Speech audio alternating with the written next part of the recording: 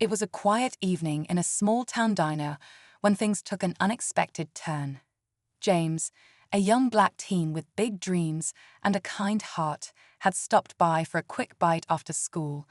But as he took his seat, the atmosphere shifted. A group of rowdy men, led by a notorious local troublemaker, Darren, entered the diner. Darren was known for his loud opinions and a history of picking fights, especially with anyone who didn't look like him. When Darren spotted James, his smirk widened, and the air grew tense. What started as subtle remarks quickly escalated, leaving everyone in the diner uncomfortable. James, holding his composure, tried to ignore the taunts.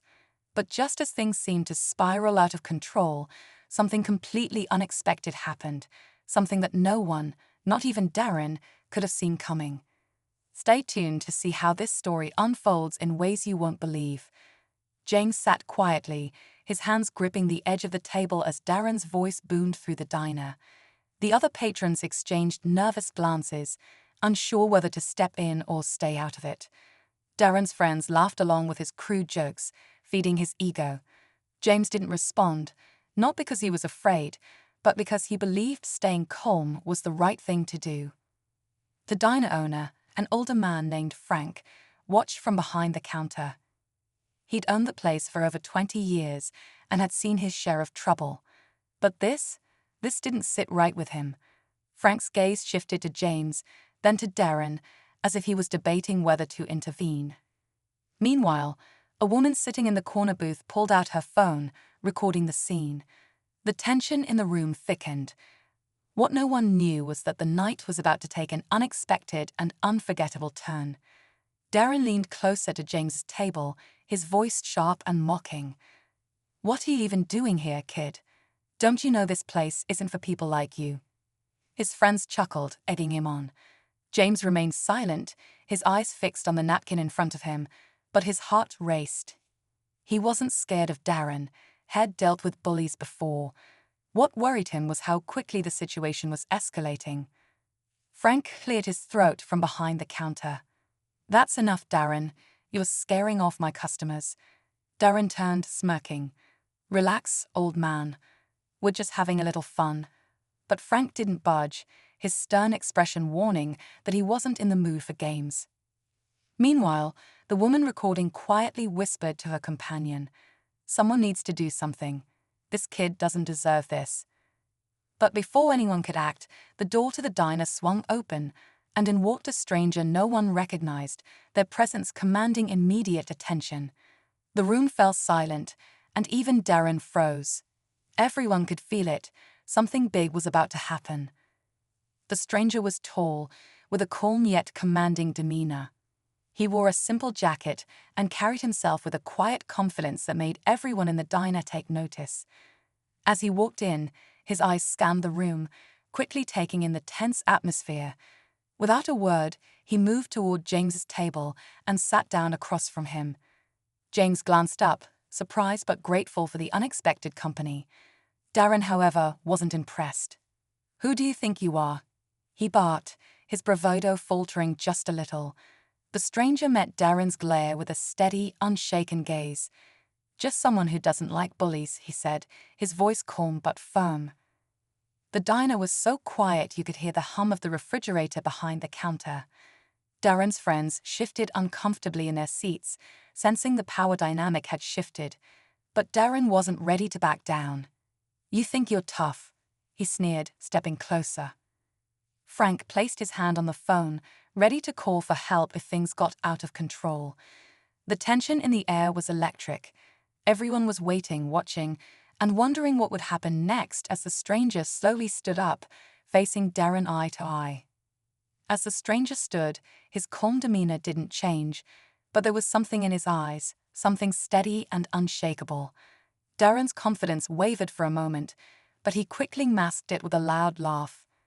"What? You think you're going to scare me? You don't know who you're messing with." But before the stranger could respond, the woman who had been recording finally spoke up. "Darren, everyone in this town knows who you are. And honestly, we're tired of it." Her voice was steady, and her words carried a weight that made Darren's friends shift uncomfortably again. Darren whipped around to face her, anger flashing in his eyes. "Stay out of this," he snapped, but her words had already started to unravel his control. At that moment, James quietly stood as well. "You don't have to do this," he said to the stranger. His voice was calm, but there was strength behind it. The stranger smiled faintly, his gaze still locked on Darren. Sometimes standing up isn't just about one person, it's about everyone.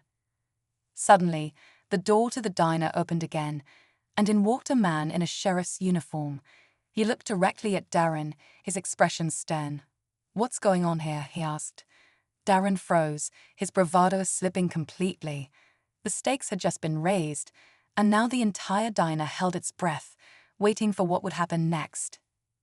The diner fell silent as the sheriff stepped further inside, his hand resting firmly on his belt. His eyes scanned the room, landing on Darren.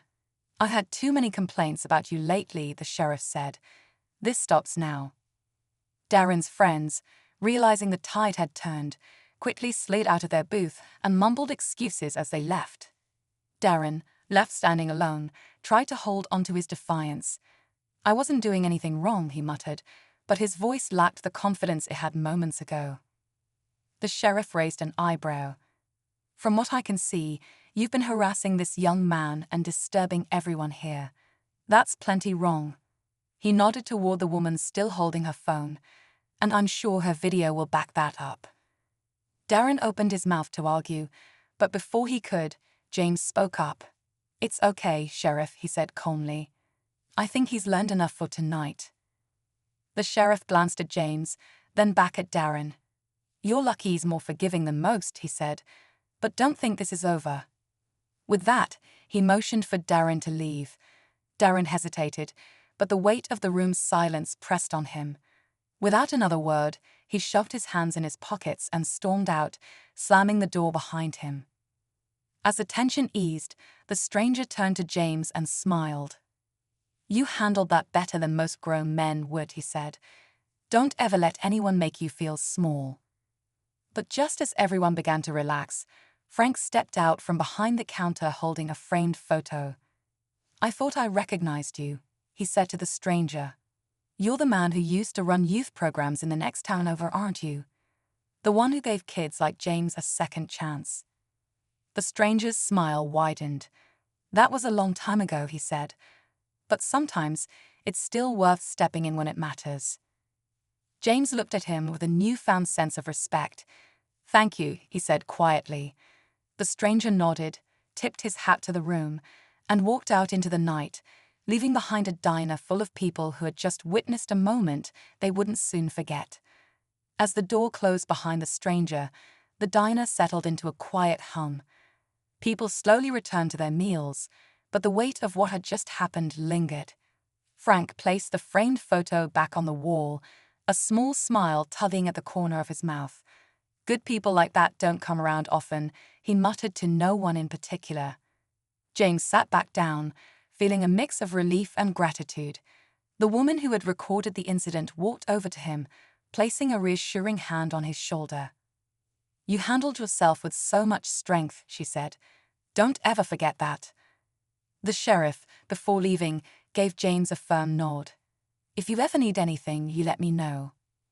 As James finished his meal, he couldn't help but reflect on the night. What started as an awful experience turned into a lesson about standing strong and the unexpected kindness of strangers. Walking out of the diner, he felt a new sense of confidence. He didn't know the stranger's name, but his words would stay with him forever. Sometimes it only takes one person to remind you of your worth, and that can change everything.